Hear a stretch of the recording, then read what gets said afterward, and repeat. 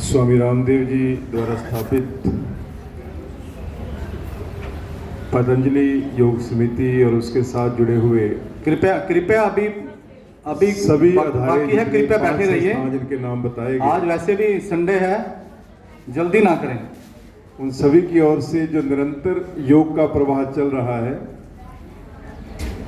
और उसी प्रवाह की कड़ी में ये जो कक्षा यहाँ पर बड़े लंबे समय से चल रही है, सभी लोगों के रूबरू होने का मौका देने के लिए मैं दिल से आभार व्यक्त करना चाहूँ बड़े भाई अशोक महेंद्रू जी का।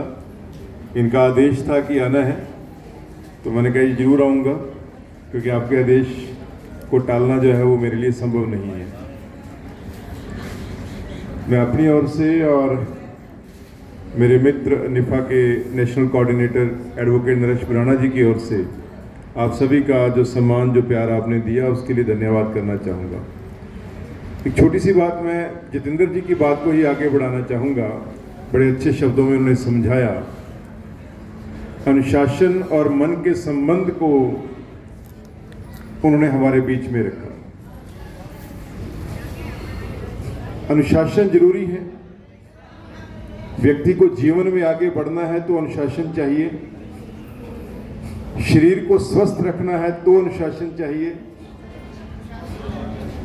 हमें क्रोध ना आए और क्रोध में आकर हम किसी का नुकसान करके अपना नुकसान भी ना करें, इसके लिए अनुशासन चाहिए।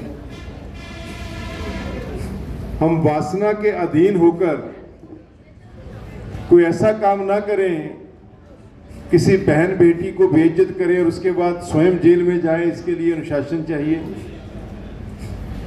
हम लालच में आकर किसी और की संपत्ति को, किसी और की वस्तु को, किसी और के धन को हड़पने का प्रयास ना करें, इसके लिए अनुशासन चाहिए। कृपया बात ना करें प्लीज।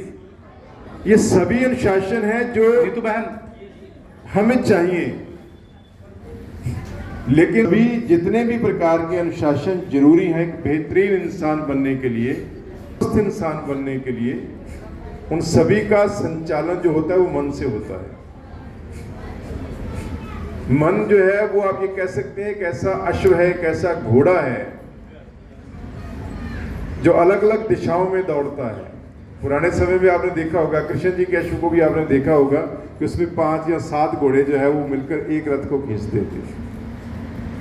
तो हमारा मन जो है उन्हीं अश्व की तरह है जो अलग अलग दिशाओं में दौड़ता है, कभी काम की तरफ, कभी क्रोध की तरफ, कभी लोभ की तरफ, कभी मोह की तरफ।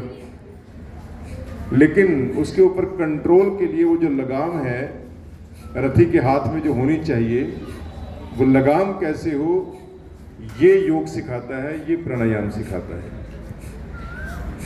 हम जो बाकी एक्सरसाइज करते हैं, चाहे वो वॉक हो, चाहे वो जिम हो, किसी प्रकार की भी जो शारीरिक एक्सरसाइज करते हैं, वो शरीर को स्वस्थ रखती है, इसमें कोई शक नहीं है, उसकी महत्ता को आप कम नहीं कर सकते।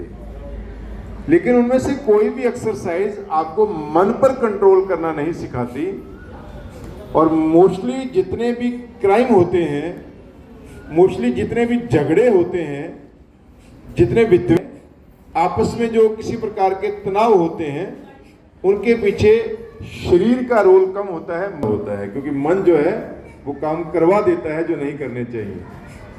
तो मेरा यही मानना है कि अगर आपको मन पर कंट्रोल रखना है और मन पर कंट्रोल रखते हुए उन चीज़ों से बचना है जो आपकी पर्सनैलिटी को डाउन कर सकती हैं, जो आपके लिए मुसीबतें पैदा कर सकती हैं, तो उसके लिए योग और प्राणायाम से जुड़ना पड़ेगा, दूसरा कोई रास्ता नहीं। दिल से आभार।